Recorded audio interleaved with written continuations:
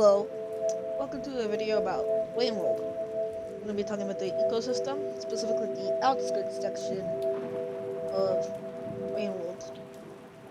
Alright, let's get into it. First off, we have the blue fruit, a secondary consumer in this ecosystem, or at least that's what I think.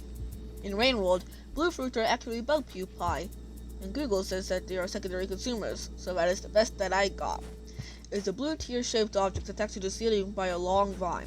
They can be found hanging off roofs found commonly at the outskirts. It's a food source for creatures such as the slugcat and provides one food pip to, slugcat. Next, we have the popcorn plant, a producer for the ecosystem. This plant is a long sort of pea-shaped fruit, commonly found by themselves or with one other plant. They are rare in the outskirts, most of the time being already popped. But if there is an unpopped plant, revealing a sharp object that will pop them open, revealing the seeds inside. It can be eaten by the slugcats, each kernel providing one food pip to them, and it doesn't run out into the next cycle, then it will dry up. Our final producer on the list is the batnip. Not much is known about the batnip. It is a small orange plant with 6 leaves sticking out of the sides. A creature called the batfly, more on them later, is attracted to it, potentially being a food source. Now, it isn't confirmed, but it's the closest thing we have to for an actual food source to the batfly that's in the game. So, talking about the batfly, it is our first primary consumer. They either feed off the plants in their hive, the batnip, or some other plants. Either way, we don't really know what they eat. When the predator arrives, they will hide in their dens until the predator leaves. Creatures that eat the batfly include the squidcada and slugcat. That's basically it. Sliver before the here we go.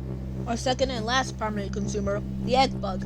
Now, egg bugs, like the batfly, are unknown on what they eat. They may eat some unknown plant or small bugs compared to them. They're small critters with 4 legs, antennae longer than their own body, with up to 6 eggs on their back, ranging from blue to green eggs. Creatures such as the slugcat can eat these eggs to gain 1 food pip. Yeah. How many times is gonna be an awkward section in this time? There's like so many. Why does the footage last for this long? Oh my. Now to secondary consumers, loosely not included, we have the squidcada. These are squid-shaped animals with 4 wings to their sides. They can range from black to white colors with a secondary shade of blue for their eyes and wings. They also primarily feed off batflies in the outskirts, but they can feed off of other creatures in other biomes of the world. Squidcada can actually get mad if slugcat grabs onto the squidcada for long enough or harms one of their friends. This will make them start to headbutt the slugcat trying to harm it, not really do anything instead of being more of an annoyance than actual harm. Okay, is it like a reoccurring bear or something? Because can you stop trying to harm the squidcada? We got the footage. Stop it! Leave! Leave! Thank you! Alright, now to the slugcat. Another secondary consumer. The slugcat can appear in many colors with different sizes and shapes, but it is mainly a small pill-like creature with small ears at the top, with small beady eyes. It is pretty smart, being able to use tools like spears, and primarily eats blue fruits, batflies, and egg bug eggs. Oh, that's a mouthful for sure. Now onto the apex predator of the outskirts, the lizard.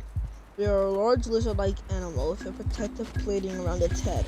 They appear mainly black, with its head changing color with the different types of species. For example, if their head is green, they will be able to ram into things, but not climb up poles.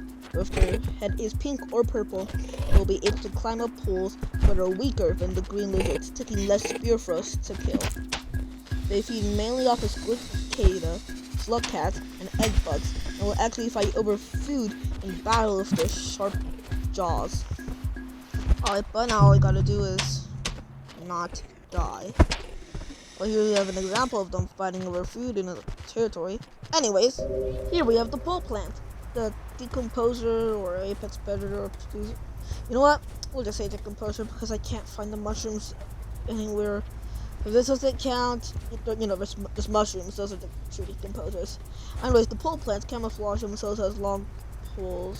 Okay, you know what? This entire entry is just bad. To be honest, if they use like carnivorous plants, I'm probably a producer and a consumer.